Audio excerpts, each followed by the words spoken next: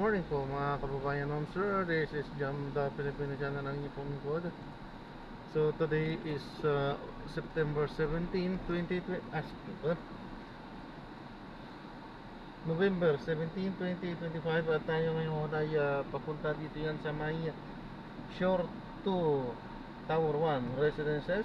Dito yan sa may Shore Street, Seaside Boulevard, Barangay 76, Pasay. At dadalhin po natin sa may Universal Grace Trading sa may MF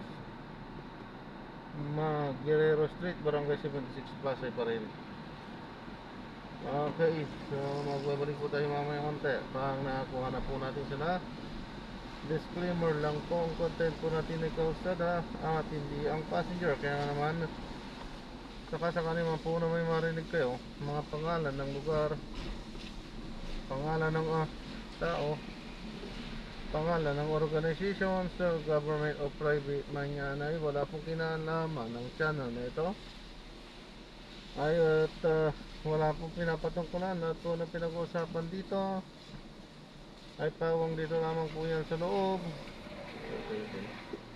At wala pong pinapatungkulan sa labas. Okay po, so magbabalik po tayo mamaya konti pag nakakuha na po natin sila.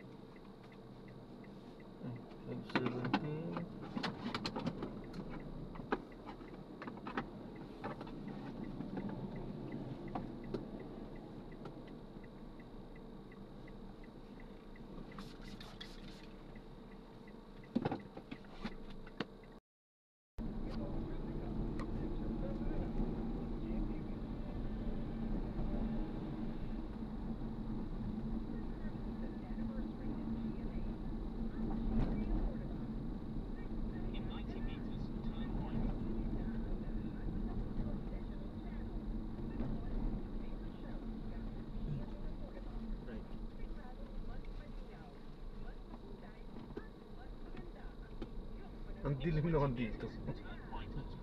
Dapat hindi madilim. Ano tayo siguro nila? Nagtitipid. O talaga, ay wala yata talaga sila ng ilaw dito. Maraming nagja-jogging dito eh. Dapat Ay, kung maraming nagja-jogging dapat maliwanag. Delikado yun nga eh. Maraming nagja-jogging dito. Maliwanag to. Baka nagbakasyon yung taga on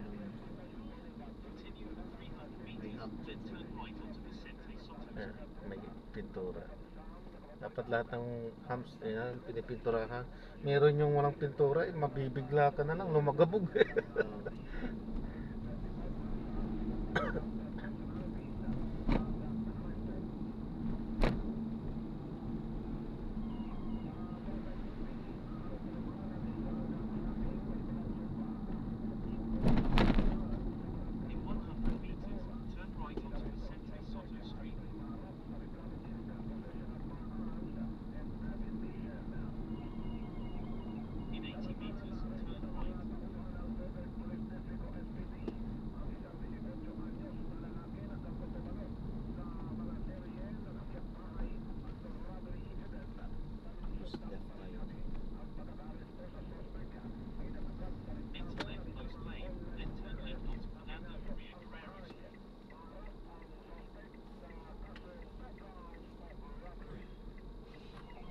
diretso lang doon sila, may parking. Oh my god.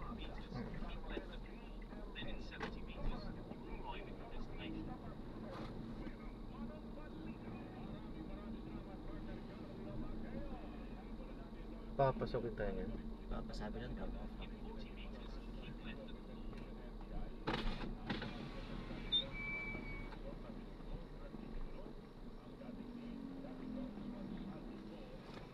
Morning po, drop off lang po. Okay na po, thank you po. Diretso lang.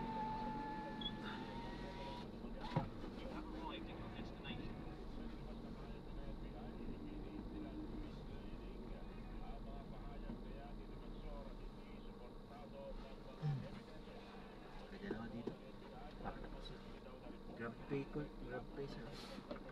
Ako. Pwede na dito. Sige po. Ang nangangatingat mo agad na spot.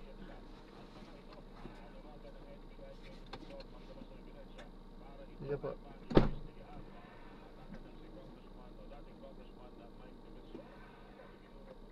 Rodante Marcoleta na unang itinulog sa kanya ang isa sa mga testigo noong Senate Blue Ribbon Committee hearing na si Orly Gutesa. Sabi ni Senator Marcoleta, pinakilala sa kanya itong si Orly Gutesa ni dating Congressman Mike Defensa. 5:25 na unang umaga, aber parinig nga Andoy, pero teka muna. Ilang si 0586 kapag maraming nagtatanggol para di mahuli ang mga yan. Maraming salamat din po sa inyo. 0891 pagtingan na sa ating pulso ng kapuso. Ready na ba yan na Andoy? Aber. Para sa akin, dapat maimbestigahan din sila doon sa mga akusasyon na binabat sa kanila para at least malinis yung mga pangalan nila. Siguro matuwid lang na nag-resign sila. Kasunod ng pag-resign nila, linisin nila yung kanilang pangalan. Yun. Ayan, so na-drop na natin siya nasa. Maraming salamat po. God bless. Paano po. Linisin ang